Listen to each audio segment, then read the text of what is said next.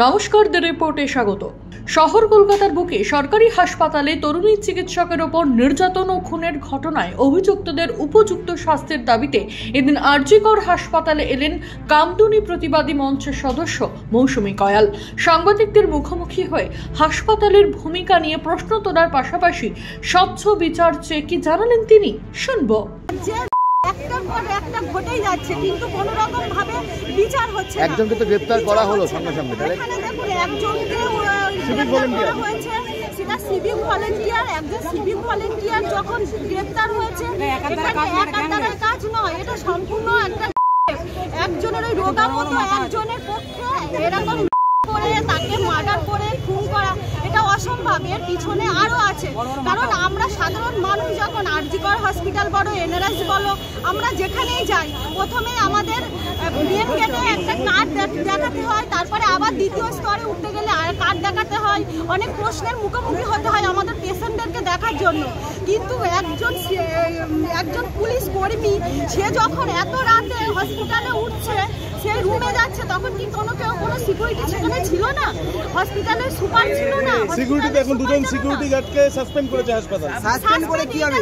মমতার পুলিশ এখন ব্যর্থ হয়ে গেছে, বলে কোনো লাভ নেই। জাস্ট যে এটা সাসপেন্ড করেছে, আমাদের রাজ্যে কোনো ঘটনা ঘটবে তারপরে ডিসিশন নেওয়া হবে। সিসিটিভি লাগানো হচ্ছে।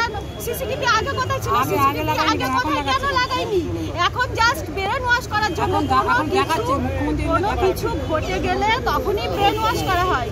আমরা যেটা দেখলাম, মাননীয়া কি বললেন, আগে কি বলতেন যে না সিআইডি আছে, প্রশাসন আছে, তারা তদন্ত করছে, নিরপেক্ষ তদন্ত হবে। এবার উনি স্বীকার করেছেন যে সিআইডি পারবে না, আমাদের সিআইডি ব্যর্থ, এখানে সিবিআই তদন্ত হোক। তার মানে উনি বলেই দিয়েছেন যে সিআইডি এখানে ব্যর্থ। আপনারা কি মনে করছেন যে বাড়ি যাবেন?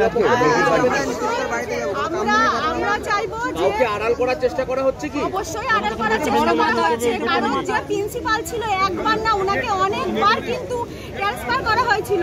উনি প্রিন্সিপাল বলেছে, প্রথম বলেছে আবার এসে এই হসপিটালে আবার এসে কেন আনা হয়েছে বারবার সেই প্রিন্সিপালকে? সুপার কি করছিল এখানে? সুপার, প্রিন্সিপাল, স্বাস্থ্যমন্ত্রী সব জড়িত আছে। তার স্বাস্থ্যমন্ত্রীর পদত্যাগ করা উচিত, প্রিন্সিপালকে হসপিটাল থেকে দাঁড়ানো উচিত। বারবার তাকে ট্রান্সফার করা হয়েছে, বারবার তাকে কেন ফিরিয়ে এনেছে মমতা ব্যানার্জি? এর পিছনে কি কোনো কিছু আছে? তার সেটা আমাদের দেখতে হবে।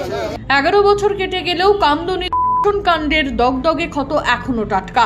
ফের শহরের বুকে নির্যাতন। আরজিকর মেডিকেল কলেজে তরুণী চিকিৎসকের নির্যাতনের পর খুনের ঘটনায় তোলপাড় রাজ্য। তরুণী চিকিৎসকের শরীরে মিলেছে 11টি আঘাতের চিহ্ন। প্রতিবাদ জানানোর পাশাপাশি মৃত তরুণী চিকিৎসকের পরিবারের সঙ্গে দেখা করার কথা জানিয়েছেন মৌসুমী।